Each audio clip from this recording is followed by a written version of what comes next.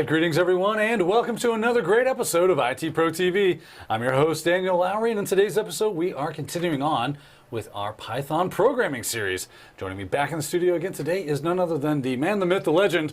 That is Mr. Justin Dennison. Justin, welcome back to the show, sir. How you doing? Thank you, Daniel.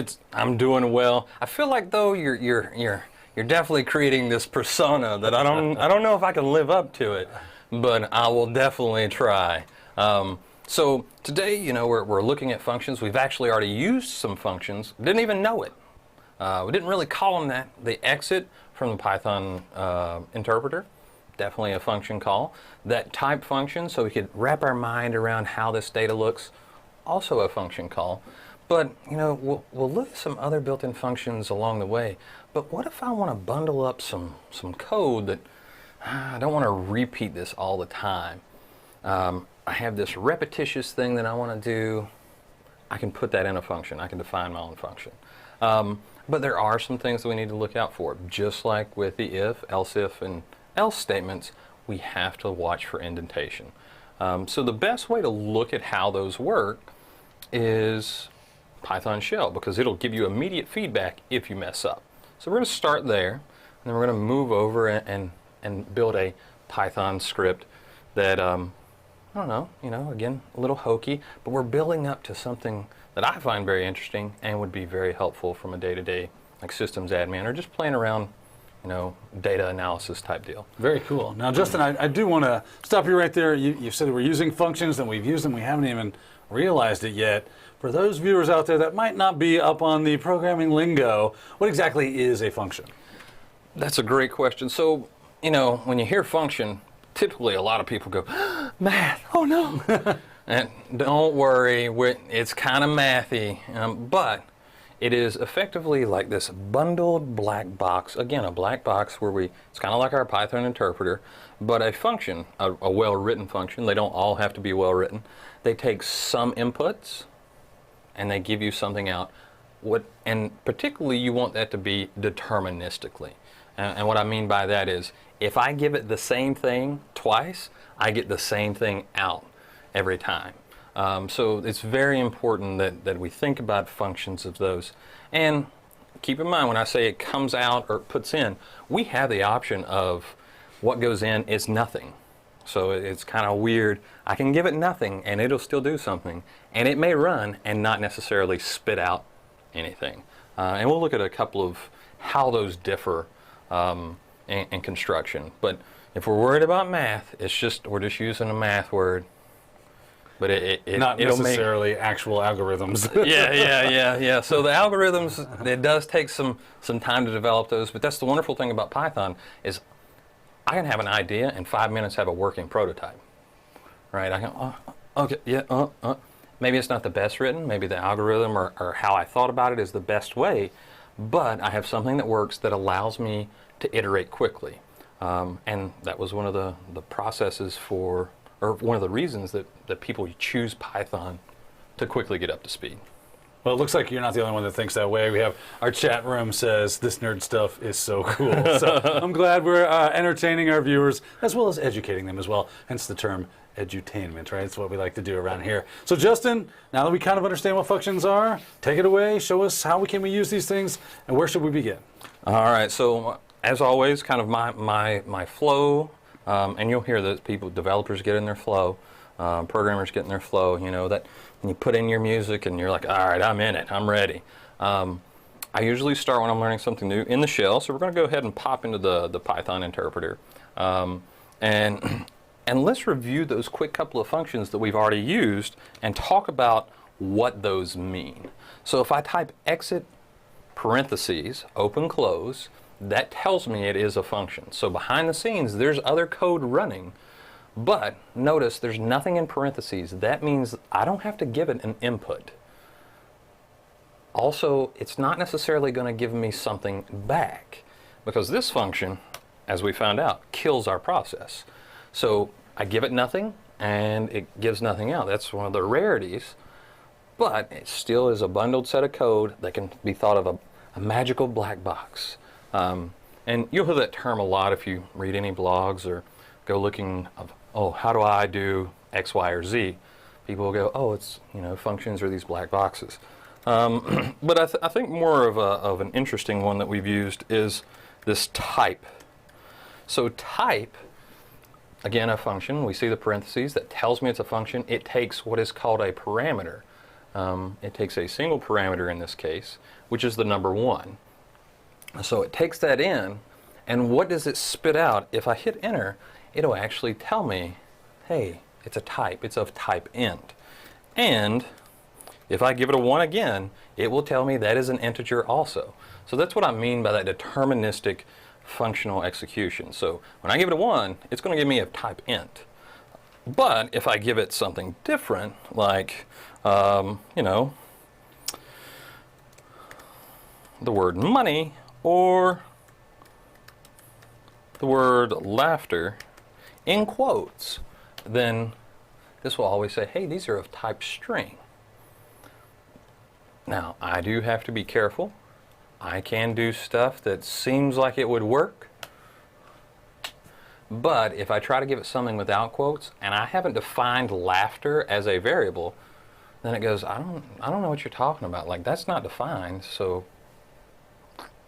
name error. I don't know. Like, when I see these errors, I just think of the interpreter in the back of my mind going, You're giving it something that's outside of the scope of its normal operations. You Right. haven't given it any meaning, so it just says, okay, you asked for the type of this, but you've never defined what the type is, and I don't know what it is by default, so I'm just going to give you an error, and hopefully we can come to an agreement on that. Exactly. But you'll notice if I go back and actually define laughter as a variable, just with the string ha ha ha, so I've created the container laughter, and I've put in it ha ha ha. If I go back and run type of laughter, it'll say, hey, the thing that's stored in that variable is of type string. So those are the 2 functions that we've used already. Didn't even know we were using functions. It's that easy.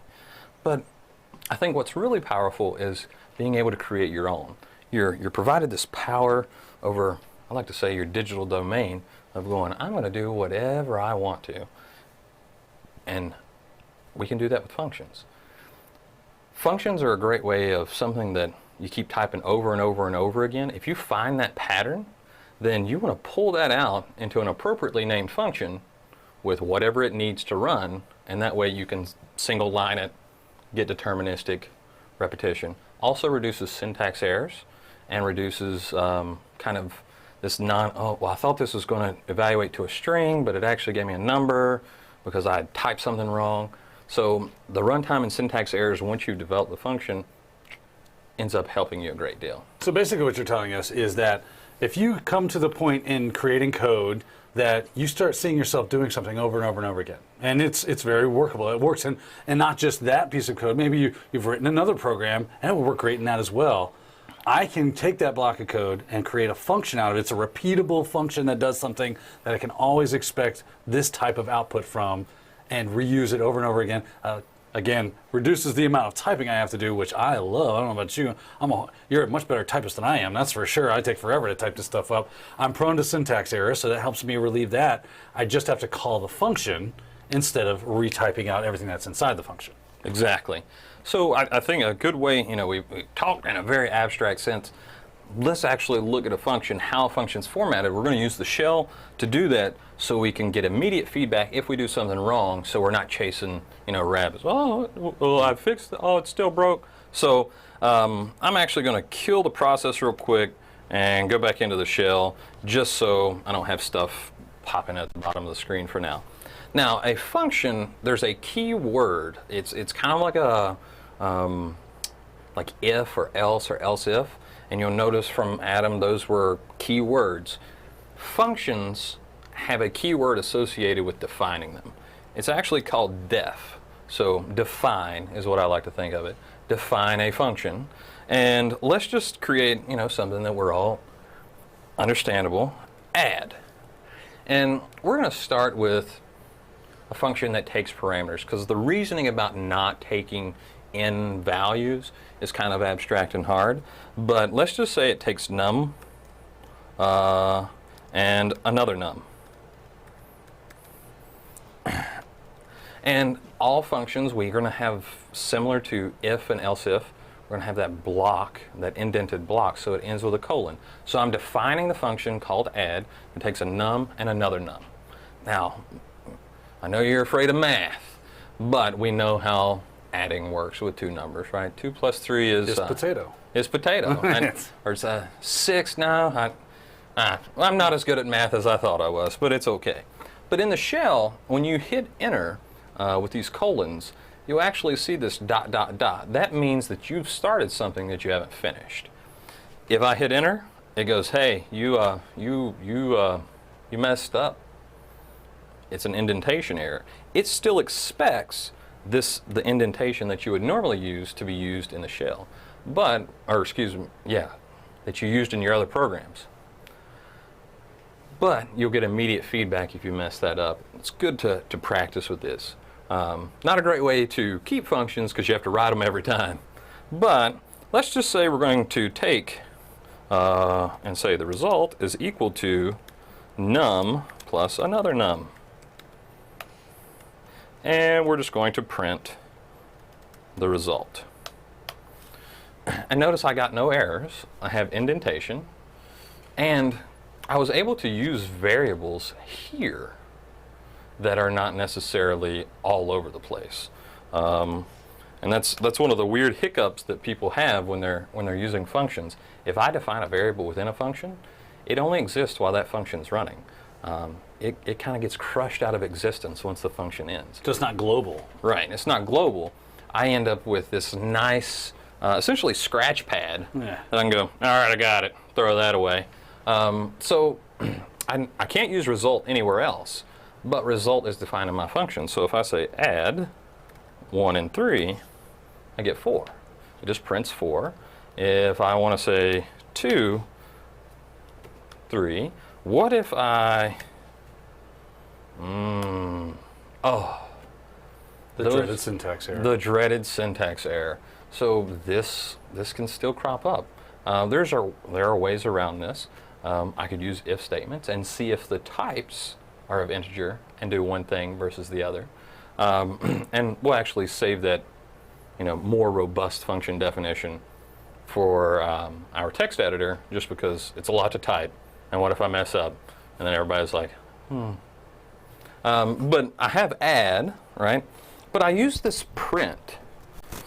Well, print is that's typically not a great way to pass around information within Python. There's a new, we haven't seen it, but when I say spit out, there's a word that will mean spit out. So if I go back to redefine add, but instead of printing result, I can actually just return result. And now I can say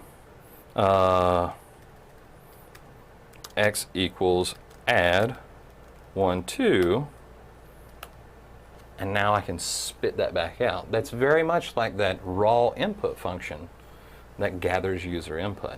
So now with a return, I can do variable assignments and the sort. Oh, very, very cool stuff. Now, we're growing in power, we're growing in complexity to try to get these functions built, but do we have the ability to create multiple functions and make them work together, or do we just have to do everything inside of our function? That's a great question. So I think now is a good time to take a step back, look at how an appropriately structured Python program would look for making sure it runs correctly. I know Windows will sometimes do some weird stuff if you're not formatted correctly with some special keywords. So I think we should go ahead and take a look at that. So let's go ahead and open our text editor.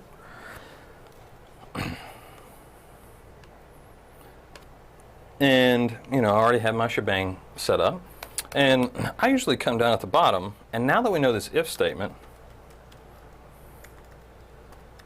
there's this special key. My goodness, I'm just going to have to keep that open. Are you sabotaging me? So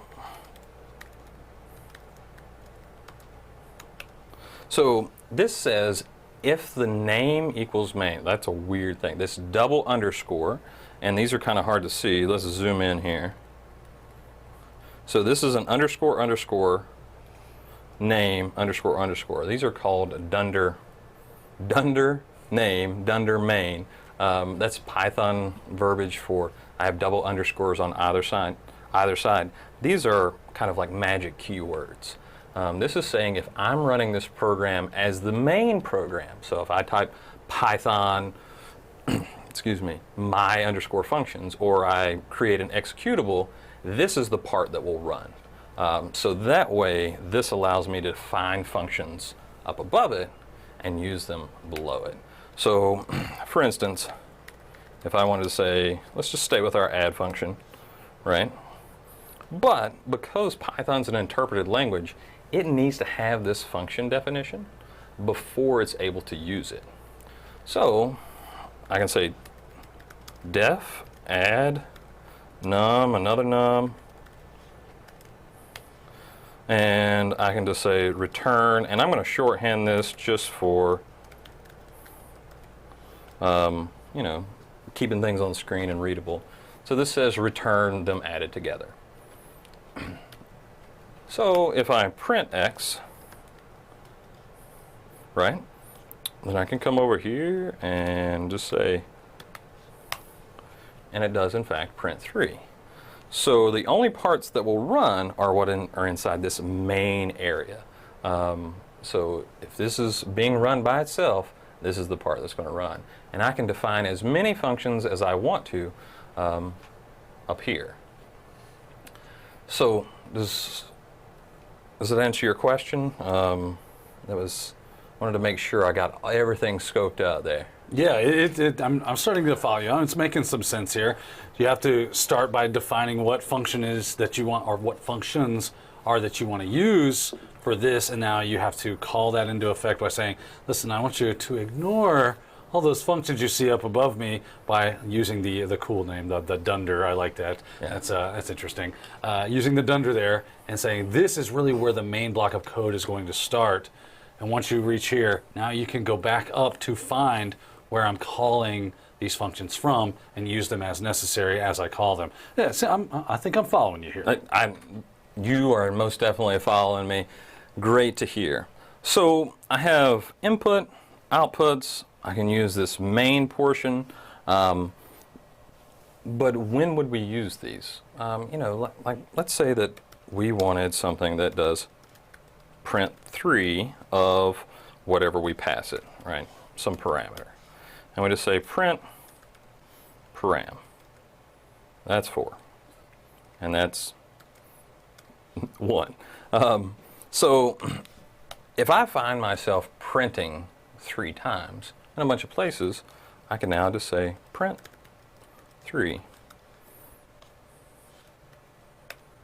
And it'll print them 3 at a time, which is handy. But where would we use this? Where I can modularize my code, I can keep it together, I can define new functionality, I can reuse this, I can define things that work together.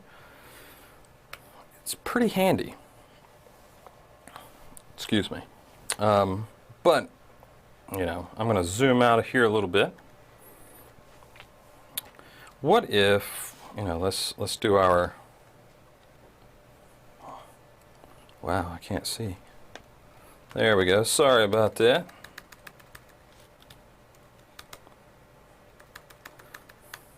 So if we wanted some user input, and that's raw input,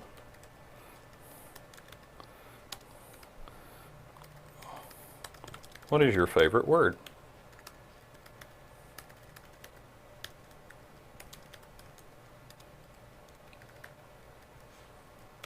And then num times equals raw input.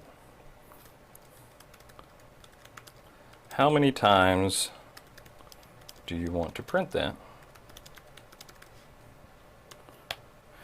And then we now have 2 inputs. So, you know, this is a little extra bang for your buck. I'm gonna write a function that will take favorite word, user input, and actually print that many times. And I'm generalizing effectively this print 3. So this will always print 3 times. But I notice, sometimes I need to print 4 times or 5 times, and I see this pattern. I can say print num times, and what and how many. So you're saying, what do you want me to print, and how many times do you want me to print it? Right. And I'm making some assumptions here. So we've talked about types. I'm going to assume that the what, for now, is always a string. And I'm going to assume how many is always a valid integer number. Okay? So we will go back and break that and refactor a little bit. But for now, I just want to print what times how many. Now, that seems a little weird. So strings, this is a new introduction of some things. Strings will actually let you use the multiplication operator and will just repeat themselves that many times. And if you've ever done that in any other languages, that's actually very laborious, even for something very hokey. But so what do you want to print and how many times? Okay, I actually don't need this function anymore because in a sense I have that behavior encapsulated here because I can just say how many is 3. So let's actually test out our function. So I'm going to print num times, and what do you want to print? I want to print my user input and num times, and let's see if it works. Hopefully it works. Here's crossing fingers. You ready? Yeah. I'm kind of scared. What's your favorite word, Daniel? I'm going to go with hippopotamus. Let's just go with hippo. How many times do you want to print it? Let's go 7. Can't multiply sequence by non-int of type string. Did I? Here's one of those dreaded errors. Non-int of type string. Sequence. You think it's giving you a problem with because you have the string and the integer and you're multiplying, even though normally you say that it can't actually do that? Yeah, it should. This is one of those weird syntax errors that is, so this is hippo. How many times do you want to print that? Let's just say 2. That is interesting.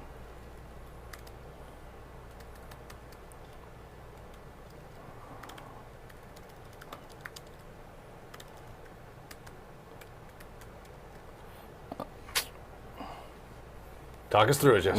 It just hit me. Just hit me. I am silly because you know how I made the assumption that what and how many are respective data types? Mm-hmm. Yeah. And I see some people are trying to help us, but this raw input, well, that raw input, that actually comes back as a string. But what was my assumption? That it was, in fact, an integer, right? So I have to make sure that's an integer, which is a great time to look at a new function, which will show us how these can work. So I can actually say, I want to make this an integer by putting a function within a function. So whatever comes back from raw input, make it an integer and make that assigned to num times. So print what times how many. We should be good to go now.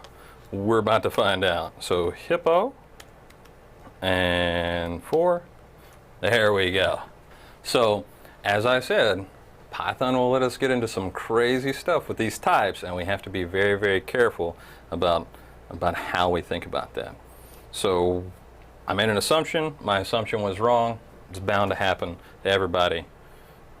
But the cool thing is that the error that it generated led you right to what the problem was, and it helps you because of your knowledge of Python and how it works with the different data types to see, oh, there's a problem with the types. I need to readdress that, take a look at my assumptions, and see where I went wrong. You found it immediately, and we're back in business and everything's starting to work.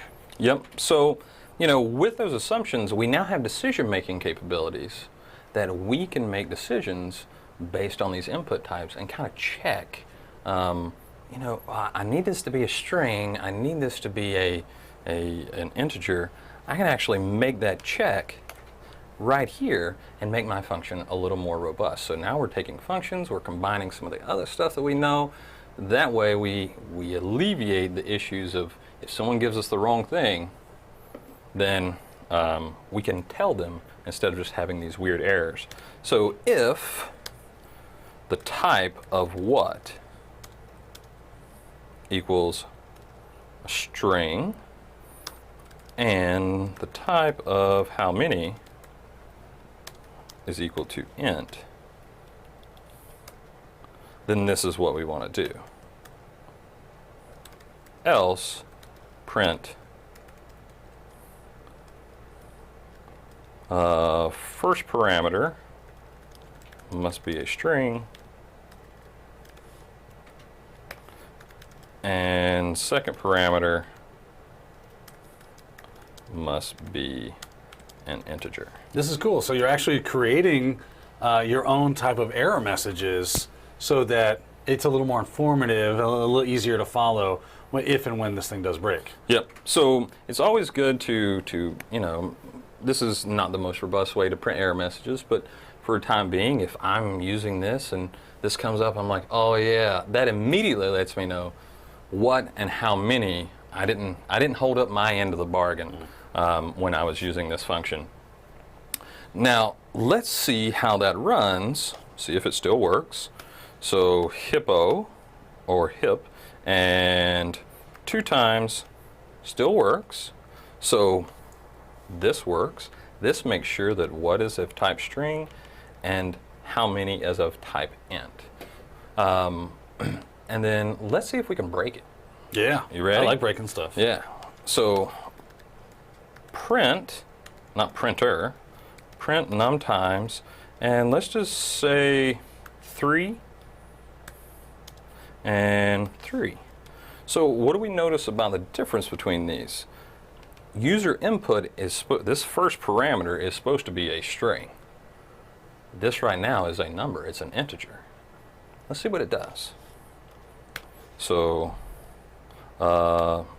should have commented out that other one. So the first time it still works, but notice when I didn't hold up my end of the bargain, I actually get the error message and nothing happens. I can actually make the program stop at that point. Say if this happens, kill the program because I know it's going to ruin other things. But very easy way to now combine decision making with function making, and now I'm starting to build these robust tool sets that I can keep dipping into as I have more complex things too. Yeah, totally. We're already at the portion of where we're able to create some very complex set of code here that will be reusable, which is always nice, so that as I go throughout and I create a large code block, something I want to do that's very complex, I can continue to dip back to my functions and use them to shorten things up, make it a little easier, protect me from syntax errors, and even use my decision-making abilities to verify that everything is going to work, check the types that are inside of those functions, and because that's obviously it's a very important thing. We ran into that when we found our error there. Justin, is there anything else about functions that we would need to know before we wrap up this episode? So there are a great deal of built-in functions. We've seen, type, exit, raw input, and now we have a new one that is actually a function and a type, which is kind of weird. So if this type is an integer, but it's also a function that will try to, what's called type, like coerce, makes one thing another thing. So I can take a string, pass it into int. If it is a properly formatted string that represents an integer, so for instance, if I had quotes the number 3, that would work, but if I had 3.2.4 equals 1, there's no, it's like, I don't know what you're doing. I don't know what you're doing. So we have these great deal of built-in functions, but we've got what we need right now to start doing some more interesting things with our own functions, our own decision making, and we're working toward, okay, these are getting a little longer, getting a little more complex. But as I said, you know, in 5 minutes I've got an idea. It's up on the screen. I can test it out. I'm good to go. I like it. Thank you so much, Justin, for explaining functions to us. Obviously, they can seem like they're very difficult to work with, but not too bad. Justin, you did a great job of explaining it to us and demonstrating how they might work in an actual Python program. That being said, though, it looks like we've come to the end of yet another episode here at IT Pro TV. Hopefully, you guys have enjoyed it and got a lot out of it. We thank you for watching. Signing off for IT Pro TV, I've been your host, Daniel Lowry. And I'm Justin Dennison. And we'll see you next time.